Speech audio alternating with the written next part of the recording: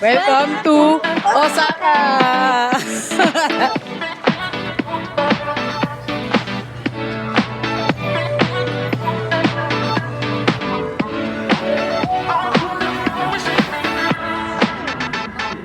Parang first.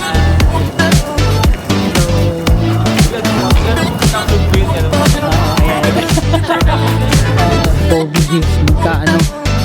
Wagyu A5, 1,000.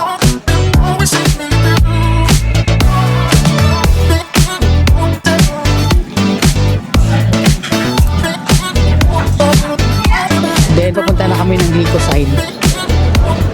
Andito si Glycoside. Teka, dami nagpipicture. Yan, famous Glycoside. Hi guys, welcome to Osaka. Karating lang namin dito sa hotel. Naiwan kami nung train na hinook namin. Day to day is March 8.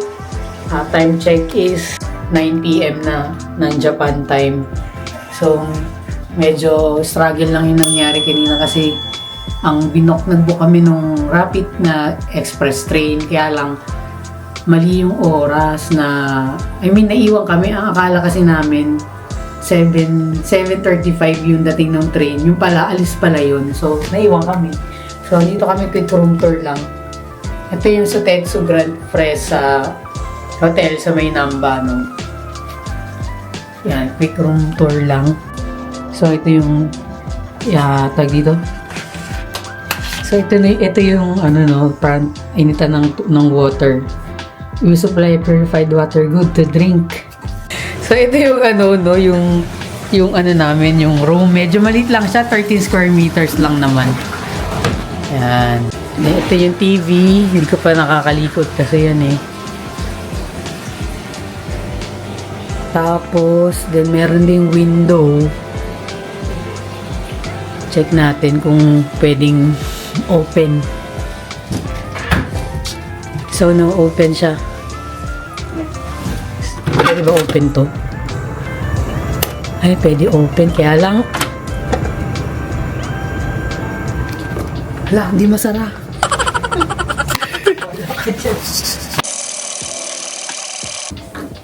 Tapos, ito yung CR.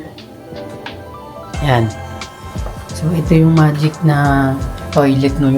Yung high-tech na toilet nila. Siyempre, pag nasa Japan ka, yan talaga ina-expect mo. Expected mo na yan. So, may bathtub pala. Kaya lang parang malalim, no? Parang ka malulunod pag pinano. Ayun. So, meron din silang pa body wash. Yan. Body wash, hair conditioner, tsaka shampoo. Then, may moisture wash din sila. Yan din. Ito yung mirror check. May bidet. Bidet. Wala na palang bidet kasi merong automatic na to eh. Diyan na yung pinaka-bidet mo. May maghuhugas ng sarili, diba? So, yun lang. So, ngayon, pupunta kami ng Dotonbori. Mag-ano lang kami. Magkakain lang kami doon kasi huling kain namin is umaga. So, sobrang lamig ngayon, 4 degrees. Ang na-expect namin medyo huminit na pero hindi. Yung suit namin pang Baguio lang. Diba? Wala akong heat tech kaya sobrang lamig sa labas. Hindi kaya ng ganitong kasuotan. So, kailangan talagang magpalit ng pang winter tapos may heat tech ka dapat kasi sobrang lamig. So, ayan. Kita-kits na lang sa food trip. Bye!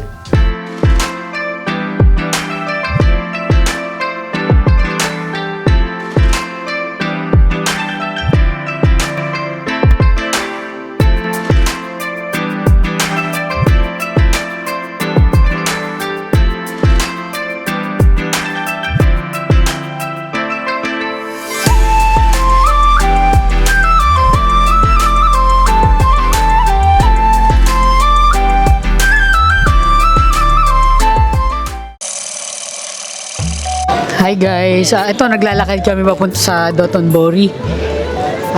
Siguro mga 500 meters lang from our hotel. So ito yung mga pagkain. Yan, Kobe beef.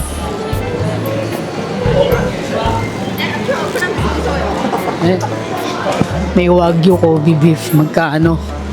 Wagyu A5. 1,000 lang.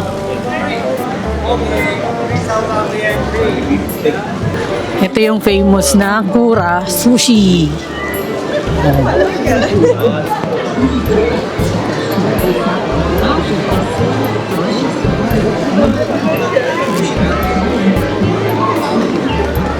So, naghahanap kami ng makakainan kasi parang gusto namin ng ramen. Ramen na lang. Ano yun? Yung hindi pa natin na-try doon? Anong pangalan? ito yung kay Kiryu, di ba? Ayan guys, kung naglalaro kayo ng Yakuza game, ayan, meron ganyan doon. Yung malaking crab na yan. So dito kami kakain muna sa Ichiran guys. Yan, first time namin kahit naka second time na kami sa Japan. So ang haba ng pila.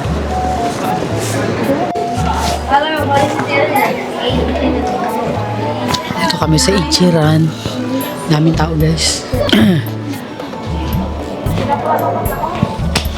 Medyo mahaba lang yung pila kaya mag-antay kami.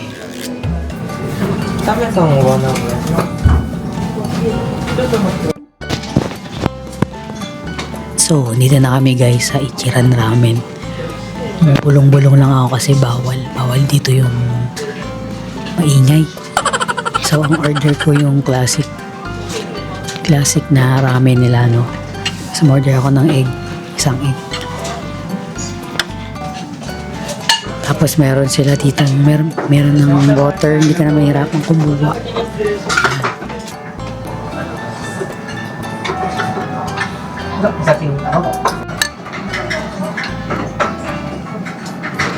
Oh. Sarap.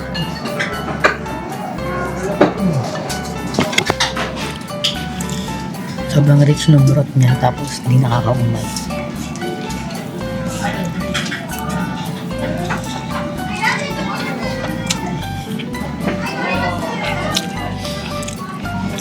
Kaya kong ubusin lahat. Parang medyo malapit na yung ramen lagi natin. Ay, okay, sama. Mayaster ka siya. Parang medyo malapit na yung ramen lagi. Pero mas masarap to guys. Hi. Omatase itasimasu ka. So, katatapos lang namin guys kumain sa sa Ichiran. Then, papunta na kami ng Glycosine. Naglalakad lang kami dito sa may... hindi ko alam kung ano tawag dito. So, late na kasi. Anong oras na? 10:30 na dito. Yung ibang shop, nagsasara na. Maaga kasi dito. Nagsasara yung iba. Pero, yung mga bars, syempre mamaya, mga late pa yon. May mga inuman kasi dyan sa may Isakaya. Pupunta kami yung Glycosine. Then later, tatry kami magpunta sa Izakaya, sa mga bar doon. Ngayon, nakita ko sa inyo.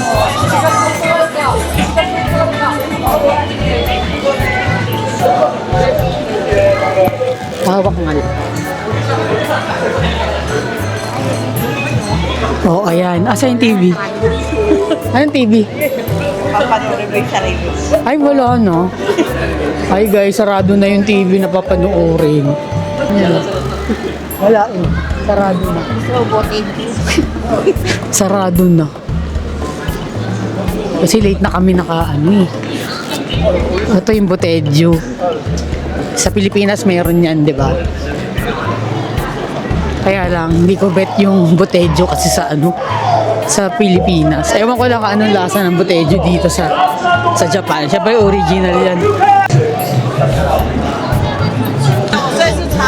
Yan. Makikita nyo yung river dyan. Nandito yung river. As andito si Glycosine. Teka, dami nagpipicture. Yan, famous Glycosine. Yan. Siyempre magpipicture din kami dyan.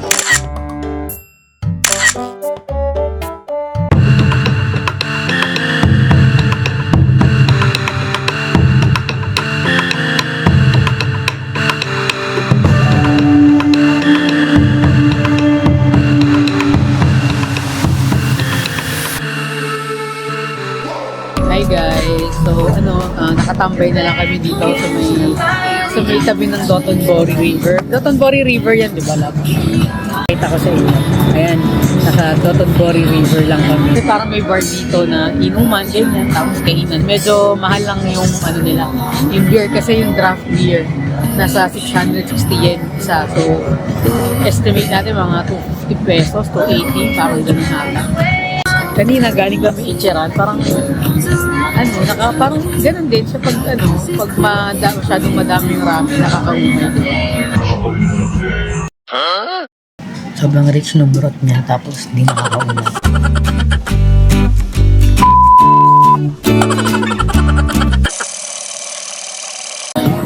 Pero parang hindi na kami uulit. Okay na kami, natikman na namin yung Ichiran. Siguro mag-try na lang kami ng ibang ramen. So, pakita ko sa inyo environment dito. Ayan si Glicoman. Diyan ka lang, nakaupo ka lang dyan. Tapos, habang umiinom, andito si Glicoman. Yan, tambay-tambay ka lang. Pating may order namin. Ayan, draft beer, 660 yen. Arigato! Arigato gozaimasu. Okay.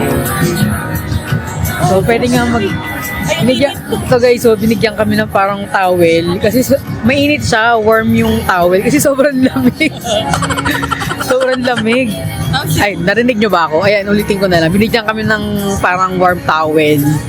Kasi sobrang lamig talaga. Ang sarap pag hinipo mo. Parang, ay, mainit. Ina-expect nga namin hindi na masyadong malamig. Pero, grabe, lamig. Parang winter feels talaga. So, ayan guys. Ito yung beer. Mag-inom muna tayo. Chill-chill lang muna.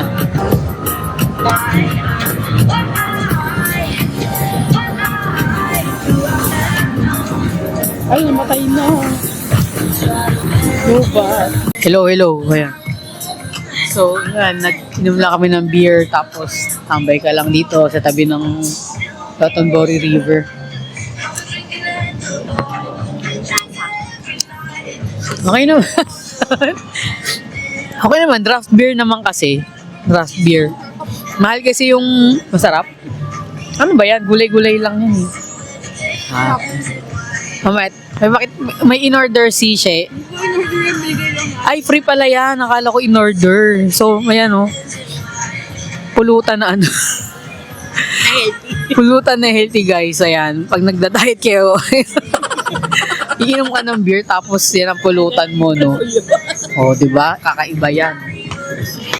Tikman natin. Tikman natin anong lasa nung cabbage.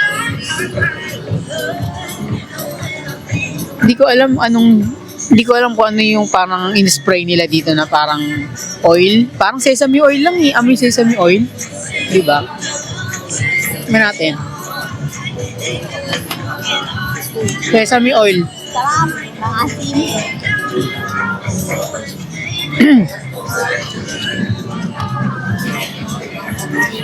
Parang sesame oil yung nilagay nila ni spray. May pagka-maasim. Kaya man, pero parang hindi siya bagay sa beer. Sarap siyang kainin ng kasi. Masarap yung sa beer, sisig, di ba? Sarap. Ito pala guys, yung nasunog nun. Ayan, sa tabi ng Glicoman. Diyan yung Ichiran nun eh, alam ko. Parang nire-repair na nila. Ayan guys. Pero parang wala nangyari, ano. So, sobrang lamig. Grabe. Hirap tumambay sa labas.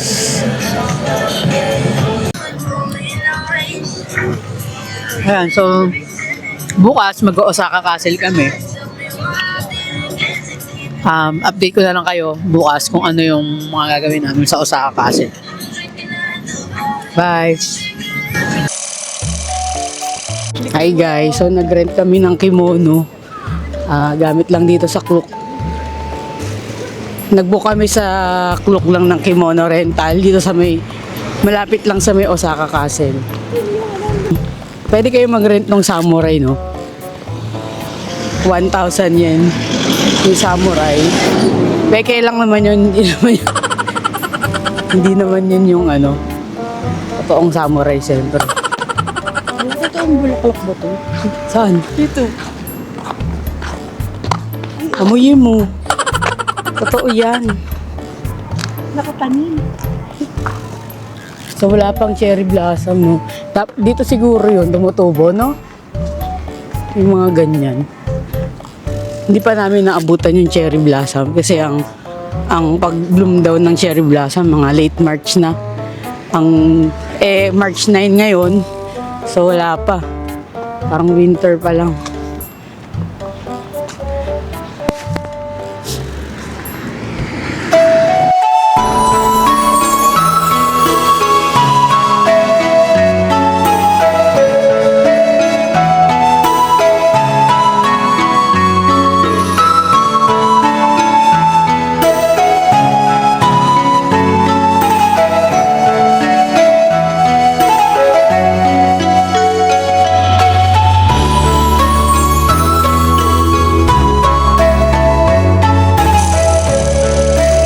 Bigyan ko lang kayo ng brief history. Bali, ang Osaka Castle, tinayo yan ni Toyotomi Hideyoshi. Yan, yung late mga 1500s yan. Siya yung pinakamakapangyarihan noon dito na daimyo. Yung daimyo, yan yung ano, yan yung mga parang regional na ano, na leader, yung daimyo. So, si Toyotomi kasi hindi naman talaga siya makapangyarihan noon. Kasi parang pumasok siya dun sa hinihingal ako. Mataas kasi. Yun nga, si Toyotomi Hideyoshi, siya yung pinakamakapangyarihan noon na daimyo dito. So, kaya lang, bumagsak siya kasi sinakop siya ni Tokugawa Ieyasu. Si Tokugawa Ieyasu, sila yung sumalakay dito sa castle. Close kami, joke lang. So, ang nangyari doon, si Tokugawa Ieyasu, siya yung first shogun dito sa Japan noon. Ano ba yung shogun? Yung shogun, siya yung parang military leader. Kumbaga, parang batas militar siya, ganun. Siya yung first. Iba pa yun si Emperor kasi that time pinakamakapangyarihan yung mga shogun. So ang tinatag niya yun, tinatag ni Tokugawa Ieyasu yung Tokugawa Shogunate. So ang tagal noon, ilang dekada rin yung rule ni Tokugawa Ieyasu. So doon bumagsak si Hideyoshi dahil kay Tokugawa Ieyasu. Ayan, si Toyotomi Hideyoshi. Yung nakalagay, ayan.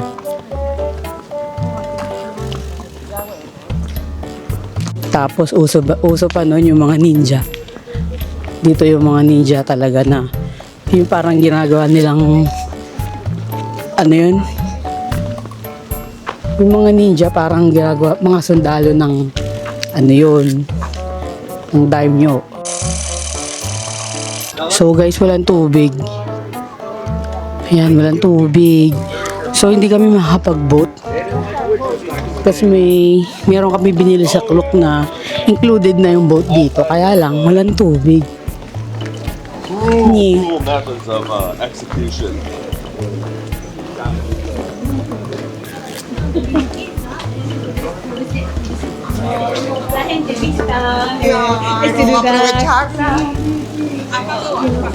Okay.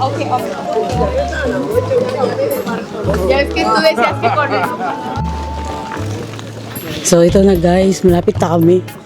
Layo lang eh. Talagang lalakarin mo, medyo pataas lang. Nasa almost 1 kilometer din. Ang ganda. Ito, kala ko Harry Potter.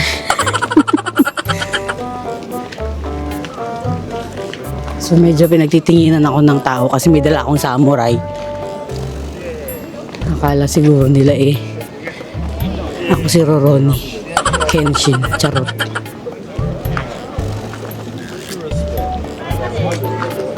So malapit na, palapit na tayo ng palapit sa Osaka Castle. Ang ganda pa rin, oh. Talaga na-preserve nila yung castle. Pero ang alam ko dyan, syempre may mga pinarenovate na dyan. Pero hindi pa rin nila iniba yung design. Guys, ito daw, 9 years daw ginawa yan. Tagal naman, grabe naman yun. Baka yung kabuuan ng Osaka Castle, 9 years. Kasi ang laki na ito. Ay, may uwak.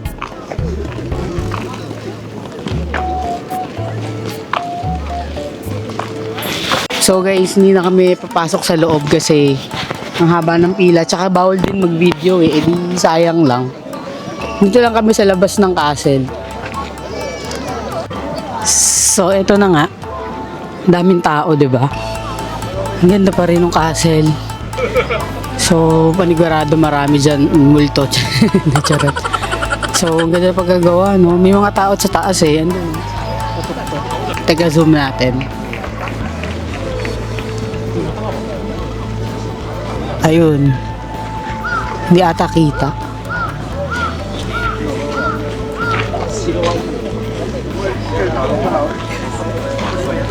Yung costume ko i-return ko daw ng 5 PM pero mukhang hindi na kami aabot ng 5 dito kasi hindi naman kami makakapasok sa loob. Tapos dapat sasakay kami ng boat dito kaya lang wala na ngang boat, wala na ngang tubig. Natuyo. Sayang, di ba? Yung pa naman gusto kong ma-experience yung boat riding. 2,000 years later.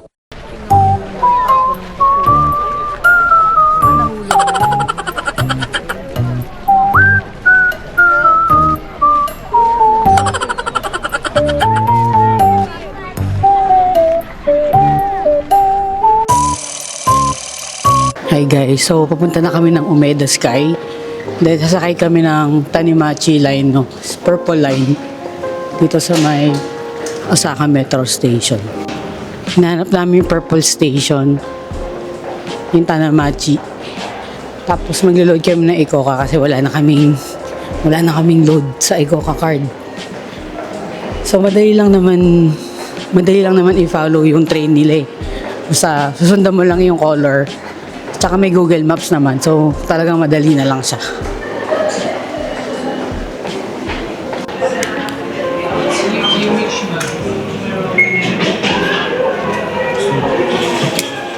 Magkano na load mo? So, ayan. Meron siyang 1,000 yen, 2,000 yen. Wala na kasi siyang load. Hindi ko alam magkano balance nito eh. Baka pwede i-check. Sige, check natin.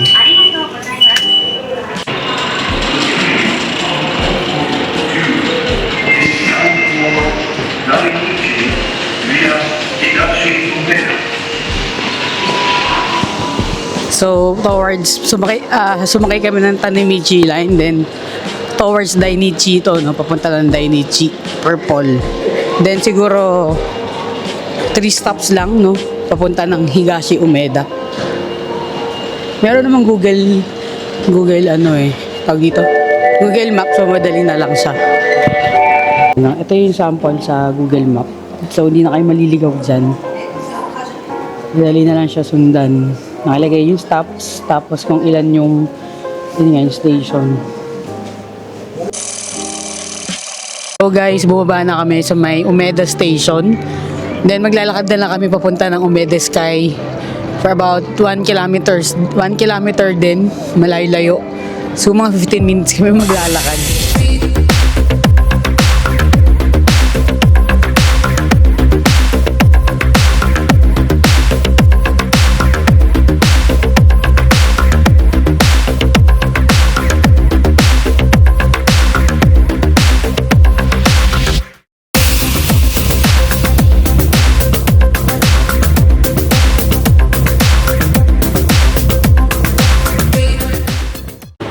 Medyo naliligaw lang kami. Hinahanap namin yung Umeda Sky. Puro kasi pinakit kami na pinakit. Tapos para may papasok sa mall, ganun. Baba na kayo. Anong sabi dyan? Kasi dito pa din tayo sa loob eh. Mababa na. Kailangan tayo makalabas dito. Hirap. Ibaba naman kami. Malay-layo din kasi. Ang daming lakaran. So, ayan guys. So,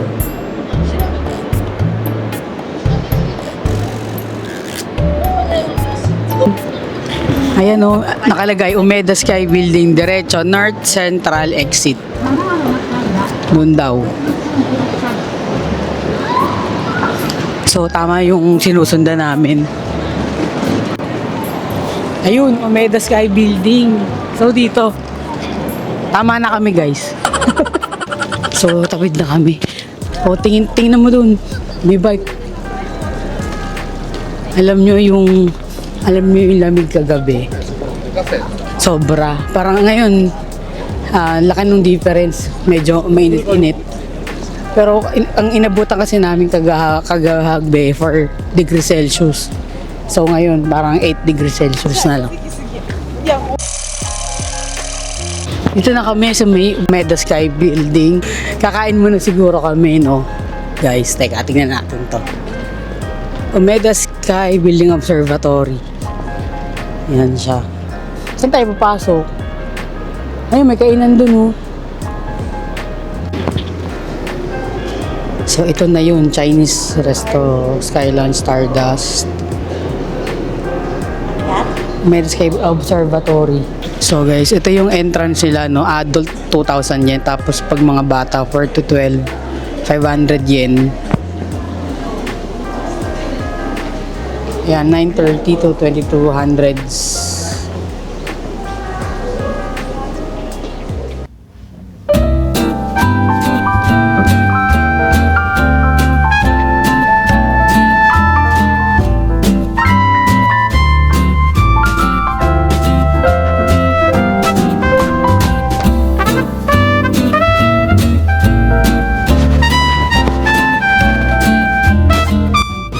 Ganda guys, oh. Punta na kami ng Umeda Sky Observatory.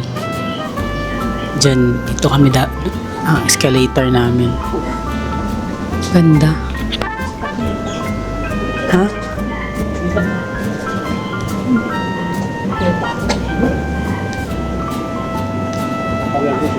Ang taas pala nito. Bakit kami, oh?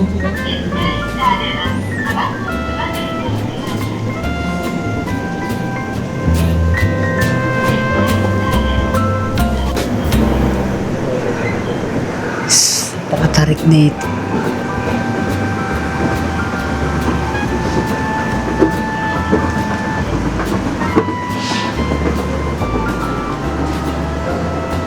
Ito guys, nabili lang namin sa Klook yung Have Fun Pass. Nabili lang namin to sa Universal Studio ticket, no?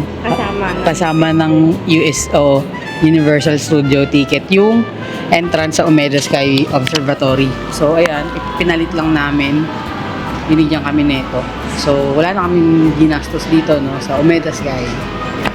So dito na kami sa taas. Pero meron pa tayong pupuntahan, di ba, Lab? Sa pinakatuktok. Teka, silipin muna natin to. Silipin natin. So, ayan, kitang-kita mo lang yung buong Osaka. Buong Osaka? Charot lang. Ganda. Ganito lang naman siya. So guys, meron silang cafe dito sa taas. Ang ganda dito, no? Pupo tayo dito.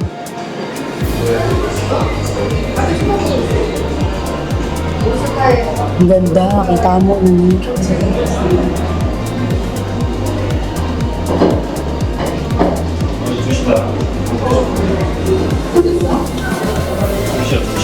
미술관은 반대편 먹는 거예요. 그러니까 반대편 먹는 거.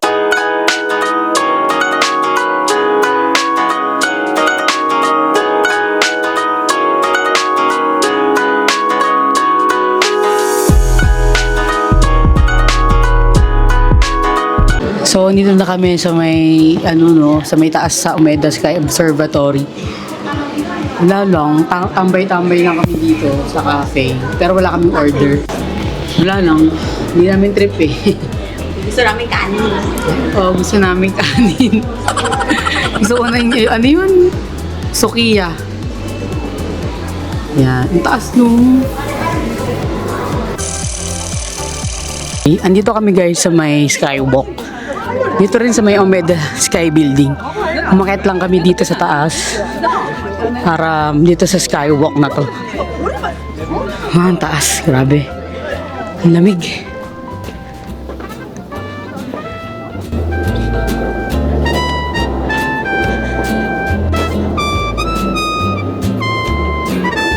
Kasama ko si Asuka Langli.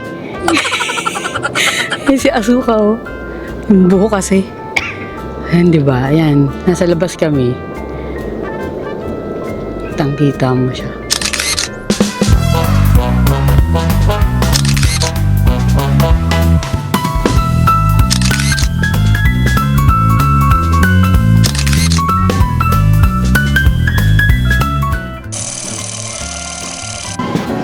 So guys, pabalik na kami no ng hotel, pero kakain muna kami. Pababa na kami ng Umeda Sky Observatory. Ang ganda lang talaga nung escalator nila na may ganyan design. Diba? Parang nasa sa ibang planeta, charot. So update ko na lang kayo later pag sa food namin. Bye. A few moments later. So, andito kami guys sa Gyukatsu. Try lang namin yung Gyukatsu. Hindi namin alam kung anong mall to eh. Napadpad na kami dito. So, ang in-order namin, parang half and half siya. Ang in-order ko is sirloin and tenderloin. Half sirloin, half tenderloin Gyukatsu. Then si She, ano in-order mo? Hindi ko alam din. Nakalimutan na. Mamaya, ipakita ko sa inyo kung ano yung na-order namin. It's medium rare, so you can just eat it or you can go it more. Hi, thank you. Sa pala aging, ano yun? Aging baka. Sirloin and something. Oh, sirloin and chumanes. Ito, hilaw na itlog. Onsen. Then may rice din siya. Ito, wala mo dito? Teka lang, tanong na kay ate girl.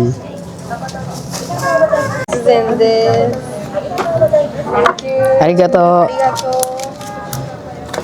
Okay, this, so this soy sauce means soy sauce, pepper sauce, gyukatsu sauce, and curry sauce, and egg sauce. Okay, Hi. thank you. Arigato. Oh, say, ano daw? So, ito may rice. Sirloin and tenderloin yung order ko, no? Medium rare siya. Iluluto niyo siya dito. Yan.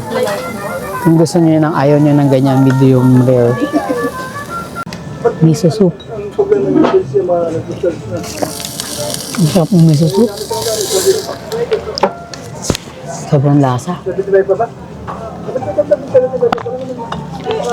Hindi siya maalat, no? Kasi yung iba kasi yung alat ng miso soup eh. Kasi ito lutuin natin doon.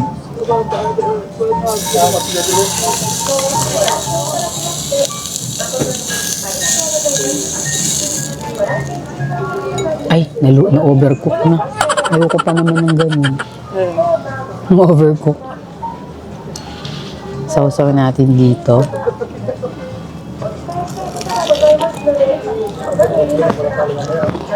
Ang lambot. Ang sarap, no?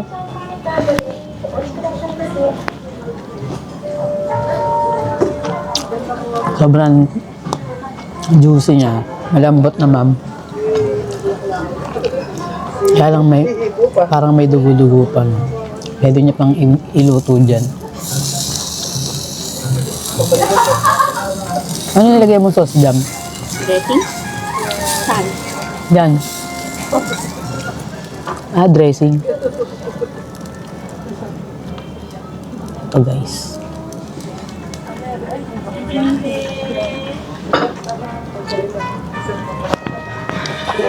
Hap.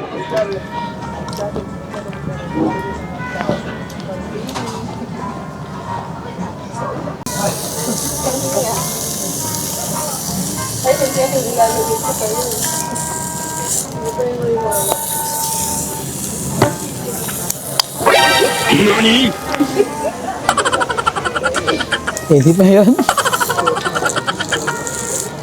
Try natin. Egg. Ano? Parang hilaw na hilaw. Ganyan na talaga, kakainin ng ganyan yan. Ito yung cabbage. So yung nukatsu dun. Try natin ha. Di ba? Parang may sauce lang siya. Try natin.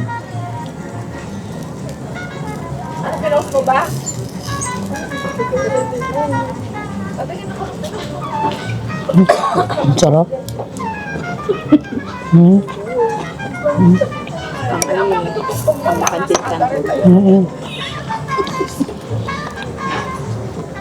Match na match yung gyokatsu dun sa egg. Talagang partner.